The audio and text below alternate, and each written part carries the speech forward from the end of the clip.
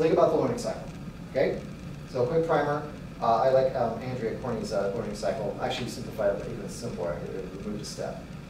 So I like the very, very simple. Here we go. I'm not big on buzzwords. You can probably tell.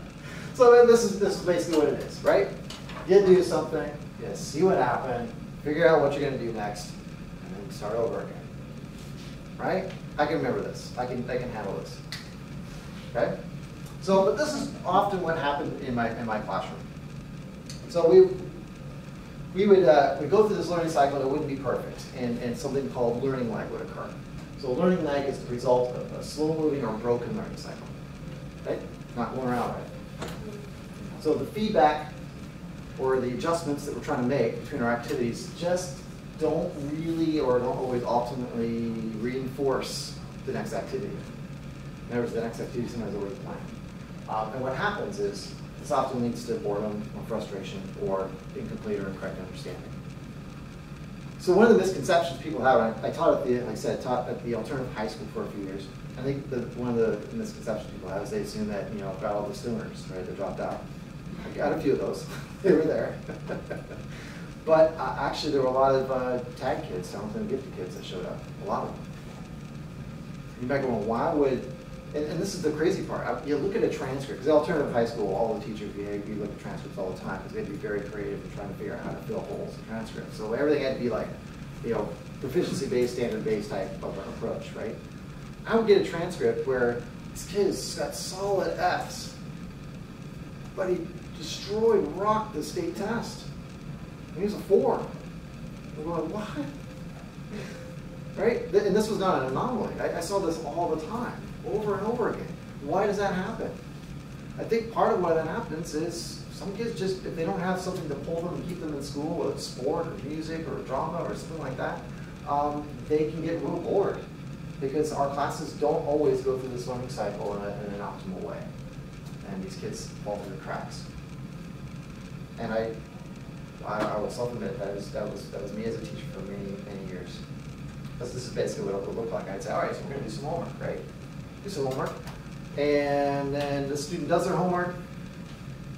Maybe they are coming late to class the next day because something was happening. They missed any kind of grading or correction period. Who knows what. We did some more things. They went home and did some more homework. Whoops, forgot to move forward in the learning cycle, but I just assigned another homework assignment. Said, hey, don't worry about it. We've got a quiz on Friday. Just make sure you're ready, okay? Now at this point, I really had no idea how the student did on the homework because I didn't have a whole lot of data. I had 0, right? All right, so it's test time. All right, how'd it go? All right, yeah. It's a pretty good cat, though. It is a good cat, yeah. I mean, obviously the student needed to take some initiative and do some things to kind of maybe fix the learning gaps, but I take responsibility for this too, right? And to fix it, it's my job to help teach. So, not an optimal learning cycle. Right?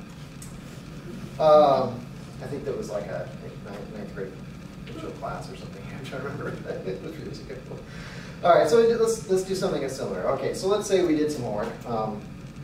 Let's see what happened this time, right? This time I'm starting to get some information from the kids. I'm starting to realize, oh, it didn't actually go that well. They didn't really get last night's homework. Whoops. Okay, so now what am I going to do about that? I'll kind of try to review a little bit, but I've already kind of got everything set up, so I got to kind of move forward, you know?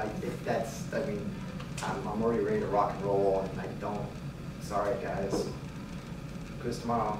Yeah. Right, okay. Yeah, it's not optimal.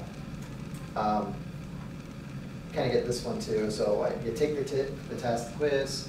All right, so then what happened? I have no idea. I have got to figure out when I'm going to grade these things. Holy cow. I'm so far behind on my grading right now. I will look at these and, you know, when I have time, but for the meantime, we're just going to kind of move on and then I'll figure it out in a few days, maybe next week sometime. Yeah? Wait, I'm not thinking crazy here, right? Okay. I'm glad I wasn't the only teacher that this was a problem. There's got to be better ways to do this. So ideally, what we want to have happen is, yeah, we practice. So then what happens? You say, oh yeah, this is what happened. got that percent proficient. Right, perfect, right. And then, all right, so now what are we gonna do? Well, we're gonna definitely come up with activities right away, and you know, we're gonna target those students who are proficient, not proficient, and our lesson planning happens in this regard. Yeah, everybody's like some material, like eye roll, I can see it in your head. Yeah. This is, I think, though, this is an area where we can start to be smart about what we're doing and try to leverage the technology.